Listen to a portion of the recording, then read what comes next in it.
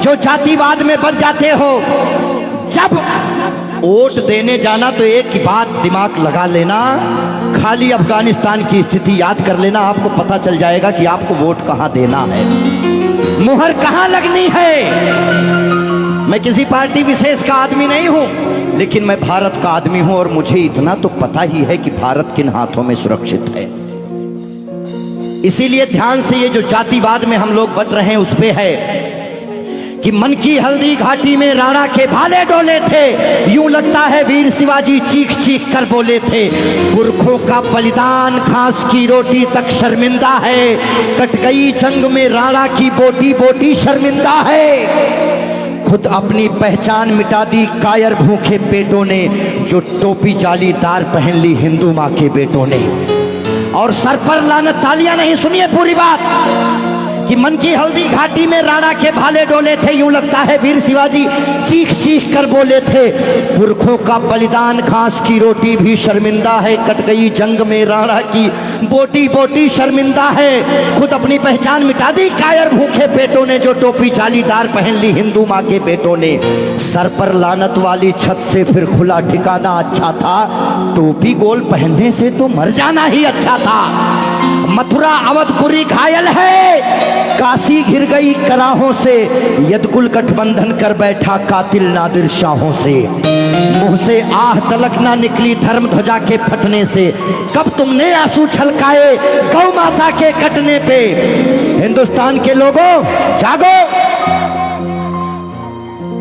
कब तुमने आंसू छलकाए गौ माता के कटने पे। जागे नहीं अगर आज हम, तो ये प्रश्न पीढ़ियां पूछेंगी। हमारे पास दो ही ऑप्शन है, या तो हम अपनी आने वाली पीढ़ियों के लिए चेतावनी बन जाएं या मिसाल बन जाएं। ना हम कश्मीरी पंडितों को भूलेंगे और ना राम भक्तों पे गोलियां चलाने वाले को भूलेंगे। ये वही भारत है, ध्यान रखिएगा। किसी बहकावे में नहीं आना है कि कब तुमने आंसू छलकाए गौ माता के कटने पे, और जागे नहीं अगर हम, तो ये प्रश्न पीढ़ियां पूछेंगी। गन पकड़े हिंदुओं के बेटे और बुरके से लदी बेटियां पूछेंगी, बोलेंगी हे आर्यपुत्र इतना उद्धार किया होता, खतना करवाने से अच्छा हमको मार दिया होता।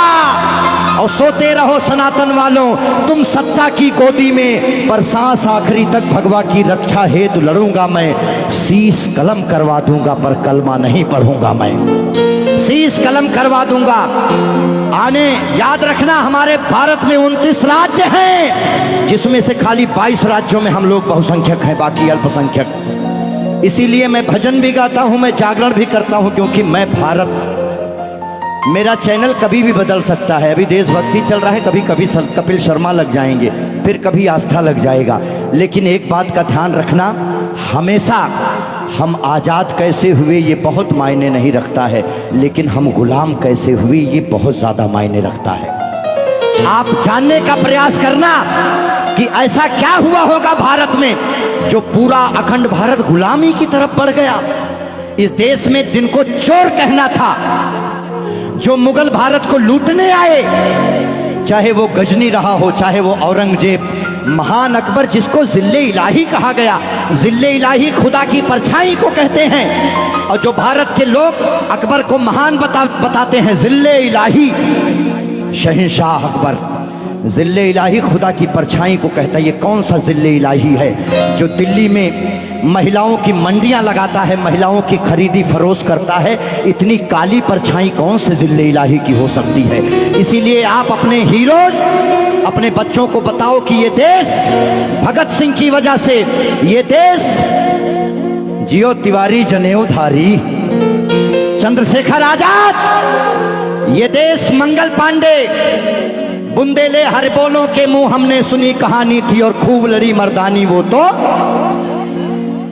हमारे यहाँ महिलाएं घूंघट करती हैं क्योंकि यहाँ लुटेरे आए भारत में, लूटे, डोलियां लूटे, महिलाओं के साथ दुराचार किए, जिसकी वजह से उन्हें पर्दे में रखा जाने लगा। भारत के लोगों, 2022 का चुनाव आपके सर पे है। मोहर लगाने से पहले सोच लेना कि भारत वाकई में किन हाथों में महफूज है। बाकी आगे आपकी मर्जी। बोलिए भारत माता की। आइए, रोक दो भाई, इतना का